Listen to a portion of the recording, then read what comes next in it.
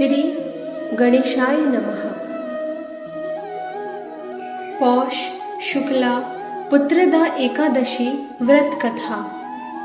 पौष शुक्ला पुत्रदा एकादशी व्रत कथा कुछ इस प्रकार है। युधिष्ठिर बोले, हे कृष्ण, आपने सुंदर सफला एकादशी का वर्णन किया। अब कृपा करके पौष शुक्ला एकादशी का वर्णन करिए। उनका नाम और विधि क्या है? श्री कृष्ण बोले, हे राजन, लोगों के उपकार के लिए पौष शुक्ला एकादशी की विधि मैं कहूँगा। यह सब पापों को दूर करने वाली पुत्रदा एकादशी है। सिद्धि और कामना को पूर्ण करने वाले नारायण इसके देवता हैं। पापों को हरने वाली कथा को मैं कहूँगा, ध्यान से सुनो। भद्रावती नाम की पुरी थी। वहाँ सुकेतु नाम का राजा था। उसकी शैव्या नाम की रानी थी। वह राजा पुत्रहीन था। बहुत दिनों तक राजा चिंतन में लगा रहा, परंतु पुत्र नहीं हुआ। सुकेतुमान को राज्य और पुर में कहीं भी सुख नहीं मिलता था। अपनी शैव्या रानी के साथ प्रतिदिन दुखी रहता था। वे दोनों राजा रानी चिंता और शोक में मग्न रहते थे। वह मन में निराश हो गया। पुत्रहीन मनुष्य के जन्म का फल नहीं है। बिना पुत्र के घर सूना रहता है। जिनके घर में पुत्र है उनका इस लोक में यश होता है, पर लोक में अच्छी गति होती है।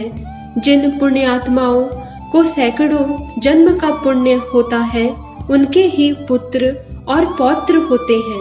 पुण्य और भगवान की भक्ति के बिना धन और विद्या नहीं मिलती। यह मेरा सिद्धांत है। इस प्रकार राजा दिन रात चिंता में मग्न रहता था। फिर सुकेतुमान ने आत्महत्या का विचार किया, परंतु उससे परलोक में दुर्गति समझकर वह विचार छोड़ दिया। संतान के अभाव से अपने शरीर को दुर्बल देखकर, अपनी बुद्धि से अपना हित सोचकर घोड़े पर बैठकर राजा घोर वन में चला गया। पुरोहित आदि किसी को यह मालूम नहीं हुआ। वन में इधर उधर घूमता हुआ चिंता करने लगा कि मैंने ऐसा कौन सा बुरा काम किया जिससे ऐसा दुख मिला। मैंने यज्ञ और पूजा से देवताओं को संतुष्ट किया। यह सब करने पर भी मुझको ऐसा कठिन दुख क्यों मिला? इस प्रकार सोचता हुआ राजा आगे वन में चला गया। आगे जाकर एक सुंदर सरोवर देखा, जिसके पास बहुत से मुनियों के आश्रम देखे और अच्छे शकुन होने लगे। राजा का दाहिना नेत्र और दाहिना हाथ फड़कने लगा। इन अंगों का फड़कना शुभ सूचक प्रतीत हुआ। राजा ने वहां बैठे सब मुनियों को अलग अलग दंडवत किया। वे मुनीश्वर भी प्रसन्न होकर बोले, हे राजन, आपकी क्या इच्छा है सो कहिए। राजा बोले, हे तपस्वियों, आप कौन हैं और आपका क्या नाम है? आप यहाँ किस लिए आए हैं सो कहिए।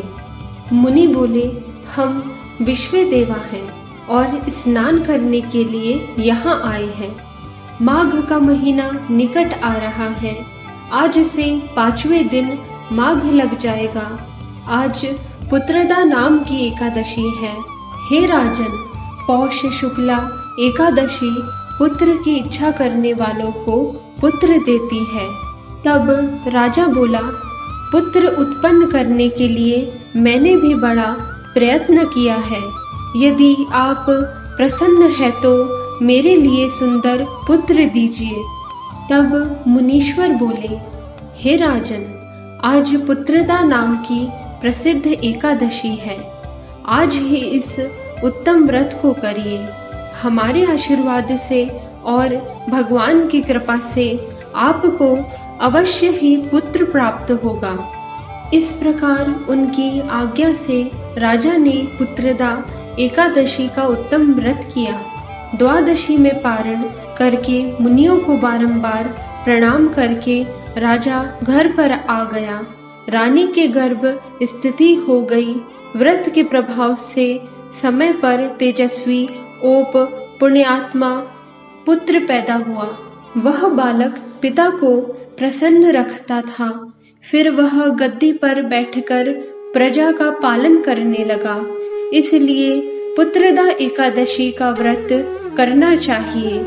इस पुत्रदा के व्रत को जो करते हैं वे मनुष्य इस लोक में पुत्र को प्राप्त करने मरने पर स्वर्ग को जाते हैं। इस प्रकार पौष शुक्ला पुत्रदा एकादशी व्रत कथा पूरी हुई। बोलो पुत्रदा एकादशी माता की जय। बोलो राधे कृष्ण भगवान की जय। बोलो राधे कृष्ण भगवान की जय। बोलो राधे कृष्ण भगवान की जय।